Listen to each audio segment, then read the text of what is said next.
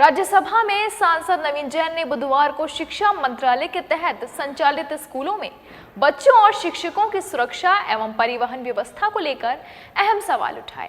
उन्होंने सरकारी और निजी स्कूलों में संरचनात्मक सुरक्षा मानकों को सुनिश्चित करने तथा स्कूल परिसरों में सीसीटीवी कैमरे लगाने के लिए सरकार से ठोस योजना पर जानकारी मांगी।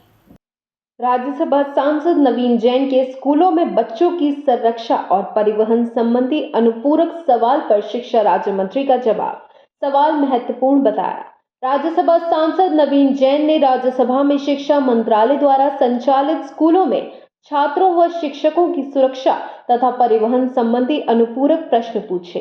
इन प्रश्नों के उत्तर में शिक्षा राज्य मंत्री जयंत चौधरी ने कहा कि राज्य सरकारें प्रस्ताव देंगी तो देश के सभी सरकारी विद्यालयों में सीसीटीवी लगाए जाएंगे। बुधवार को राज्यसभा में सांसद नवीन जैन ने अनुपूरक प्रश्न किया, क्या मंत्री ये बताने का कष्ट करेंगे कि विद्यार्थियों और शिक्षकों की सुरक्षा को और प्रभावी बनाने के लिए विद्यालय परिसरों में सीसीटीवी नेटवर्क स्थापित करने की कोई ठोस योजना है? यदि ऐसी योजना नहीं है तो क्या सरकार इस दिशा में विचार कर रही है और इसे लागू करने की संबंधित समय सीमा क्या होगी? क्या सभी सरकारी और निजी विद्यालयों को संरचनात्मक सुरक्षा और आपदा प्रबंधन मानकों के लिए समय समय पर प्रमाणन प्राप्त करना अनिवार्य किया गया है? शिक्षा राज्य मंत्री जयंत चौधरी ने उत्तर दिया, ये महत्वपूर्ण सवाल है। मंत्रालय द्वारा संचालित विद्यार्थियों में सुरक्षा के दृष्टिगत प्रवेश द्वार, निकास द्वार और संभावित खतरनाक स्थलों पर सीसीटीवी कैमरा लगाने का प्रस्ताव है। रिकॉर्डिंग भी सुरक्षित रखी जानी चाहिए। गाइडलाइन 1 अक्टूबर 2021 को जारी की है, उसमें भी सीसीटीवी का जिक्र है। स्कूली सिस्टम को अपग्रेड करने के लिए चलाए जा रहे समग्र शिक्षा में भी सीसीटीवी का प्रावधान है। अगर कोई राज्य सरकार समग्र शिक्षा के अंतर्गत सीसीटीवी लगाने का प्रस्ताव प्रस्तुत करेगी तो उस पर विचार किया जाएगा। सांसद नवीन जैन ने दूसरा अनुपूरक प्रश्न किया, क्या शिक्षा मंत्री ये स्पष्ट करेगी कि मंत्रालय द्वारा संचालित विद्यालयों में विद्यार्थियों को घर से विद्यालय और वापसी के दौरान सुरक्षित परिवहन के लिए कौन कौन से विशेष प्रावधान लागू किए हैं? क्या इन वाहनों में मानक क्षमता से अधिक बच्चों के परिवहन की घटनाओं को रोकने के लिए नियमित निरीक्षण और निगरानी की कोई व्यवस्था है? यदि वाहन सुरक्षा मानकों का पालन नहीं करते तो उनके खिलाफ दंडात्मक कार्रवाई का क्या प्रावधान है? शिक्षा राज्य मंत्री का जवाब। शिक्षा राज्य मंत्री ने अनुपूरक प्रश्न का काफी गंभीरता दिखाते हुए उत्तर दिया। इस तरह के हादसे सबको झकझोर देते हैं। सरकार गंभीरता से ले रही है।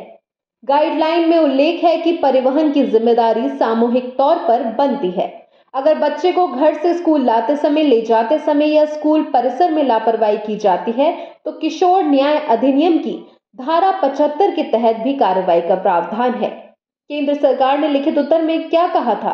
इससे पूर्व लिखित उत्तर में कहा था, भारत सरकार ने स्कूलों में बच्चों की सुरक्षा सुनिश्चित करने के लिए समय समय पर सभी राज्यों संघ शासित प्रदेशों को विभिन्न दिशा निर्देश जारी किए हैं। शिक्षा संविधान की समवर्ती सूची में है और अधिकांश स्कूल संबंधित राज्य सरकार और संघ शासित प्रदेश प्रशासन के प्रशासनिक नियंत्रण में है।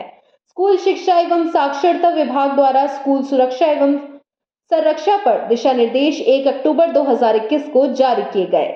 26 फरवरी 2018 को स्कूलों में बच्चों की सुरक्षा और संरक्षा पर मैनुअल शीर्षक से एक व्यापक मैनुअल विकसित किया। राष्ट्रीय आपदा प्रबंधन प्राधिकरण NDMA द्वारा 27 फरवरी 2017 को जारी स्कूल सुरक्षा नीति पर दिशा निर्देश भी हैं। सभी राज्यों संघ शासित प्रदेशों के साथ साझा किए इन दिशा निर्देशों में स्कूलों में बच्चों की सुरक्षा सुनिश्चित करने तथा विभिन्न हितधारकों और विभिन्न विभागों की जवाबदेही तय करने के प्रावधान शामिल हैं। राज्यों संघ शासित प्रदेशों से अपेक्षा की गई है कि वह उन्हें लागू करें तथा वे अपनी विशिष्ट आवश्यकताओं के अनुसार इनमें कुछ संशोधन शामिल कर सकते हैं। दिशा निर्देशों का उद्देश्य सुरक्षित स्कूल वातावरण के लिए हितधारकों के बीच सहयोग को बढ़ावा देना है। मौजूदा सुरक्षा नीतियों के बारे में जागरूकता बढ़ाना, कार्यान्वयन में भूमिकाओं को स्पष्ट करना, स्कूल की गतिविधियों और परिवहन के दौरान बाल सुरक्षा के लिए जवाबदेही तय करना और लापरवाही के खिलाफ सख्त शून्य सहनशीलता नीति लागू करना है। बिना किसी विचलन के उनका अनुपालन किया जाना आवश्यक है। NDMA के दिशा निर्देशों में स्कूल सुरक्षा नीति पर राष्ट्रीय आपदा प्रबंधन दिशा निर्देशों के कार्यान्वयन की निगरानी का प्रावधान है, जिसमें वार्षिक मॉक ड्रिल आयोजित करना, अग्निशामक यंत्रों की स्थापना, स्कूल सुरक्षा और आपदा तैयारी में छात्रों और शिक्षकों को प्रशिक्षण, ज्वलनशील और विषाक्त सामग्री के भंडारण के संबंध में सुरक्षा मानदंडों का पालन और केवल उन स्कूलों को मान्यता प्रमाण पत्र प्रदान करना शामिल है जो विशेष रूप से अग्नि सुरक्षा से संबंधित संरचनात्मक सुरक्षा मानदंडों का अनुपालन करते हैं। 22 अगस्त 2024 को राज्य शासित प्रदेशों से स्कूलों में बच्चों की सुरक्षा सुनिश्चित करने के लिए स्कूल सुरक्षा और संरक्षा पर दिशा निर्देशों को लागू करने की बात दोहराई। उत्तर प्रदेश सरकार ने भी इस बारे में दिशा निर्देश जारी किए हैं।